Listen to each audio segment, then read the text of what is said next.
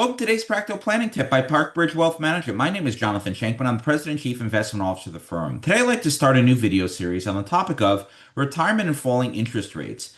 So, I recently received the following timely question, and it went as follows.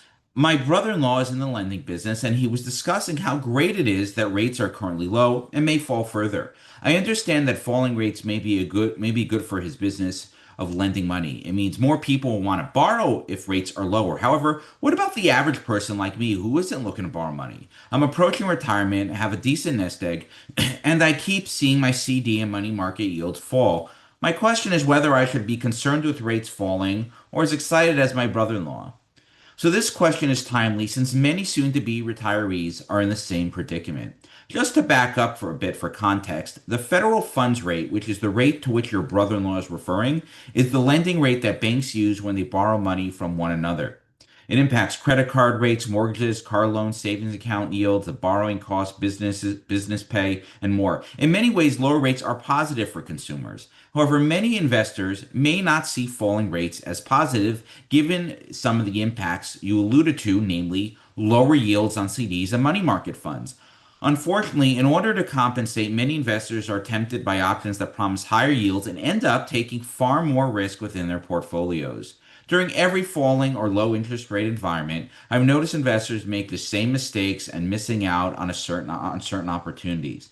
Investors who are aware of the financial options available will be best equipped to get through this part of the interest rate cycle unscathed and potentially even improve their financial situation. Here are some points to consider. First, do refinance onerous debt. Low interest rates make borrowing cheaper, so it may be a good time to refinance high interest rate debt, such as mortgages, auto loans, or personal loans. This can significantly reduce monthly payments and the total interest paid over time. You can also consider consolidating multiple high interest debt, like credit card balances, into a single loan with a far more favorable rate.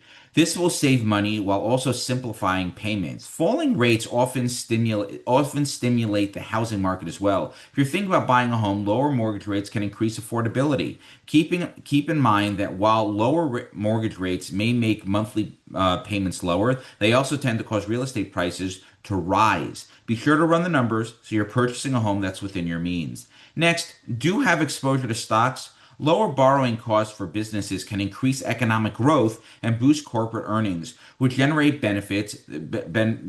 benefit the stock market. It's important for all retirees to have proper exposure to the stock market.